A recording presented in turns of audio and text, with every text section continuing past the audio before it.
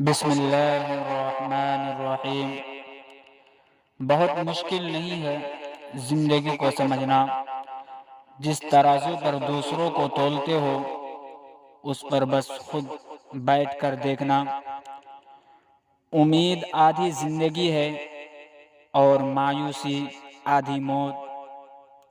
ہر کسی پر یقین کرنا خطرناک ہے، پر کسی پر بھی یقین نہ کرنا اور بھی زیادہ خطرناک ہے۔ جو انسان دوسروں کو ہمیشہ شک کی نگاہوں سے دیکھتا ہے وہ حقیقت میں اپنی ہی برائیوں کو دوسروں میں تلاش کر رہا ہوتا ہے۔ کسی کو نصیحت کرنا تو اکیلے میں کرنا، شاید وہ سدھر جائے۔ اگر سب کے بیچ نصیحت کی تو وہ اور بگڑ جائے گا۔ دنیا کا خوبصورت رشتہ وہ ہے جو ٹوٹ جانے پر بھی ایک چھوٹی سی مسکراہٹ سے مان جائے۔ محبت سے اداسی اور غم ضرور پیدا ہوں گے، وہ محبت ہی نہیں جو اداس نہ کر دیں۔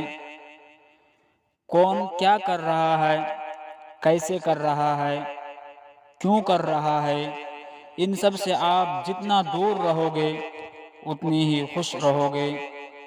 دوستوں کے غم میں ہر حال میں شامل ہوا کرو، لیکن خوشی میں تب تک نہ جانا جب تک وہ خود نہ بلائیں۔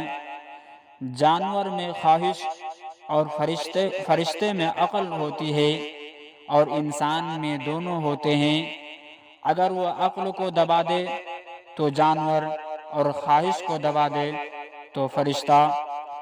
ضروری نہیں کہ ہر خاموشی ہاں ہی ہو، کئی ناراضگی یا گلہ بھی ہو سکتا ہے۔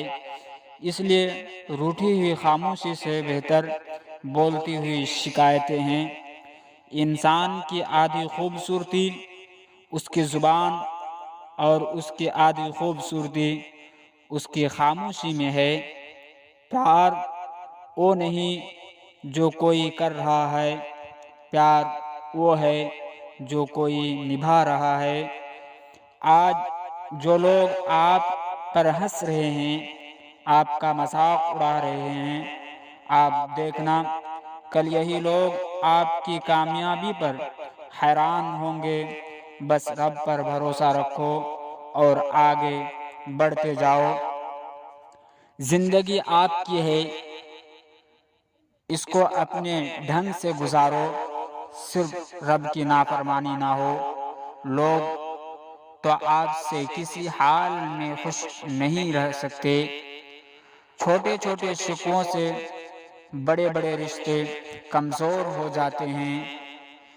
رشتے اگر تھوڑے بکھر جائیں تو سمیٹنے والے کم اور آگ لگانے والے بڑھ جاتے ہیں۔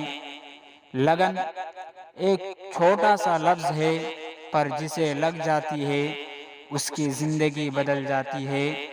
الفاظوں کا استعمال بالکل مفت ہے، پر اگر غلط استعمال کر دیا تو بہت بڑی قیمت چکانی پڑتی ہے۔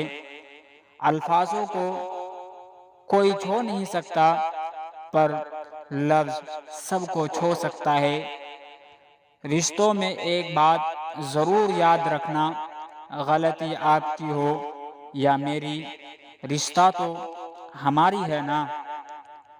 کھول دو پنکھ میرے کہتا ہے پرندہ، ابھی اور اڑان باقی ہے۔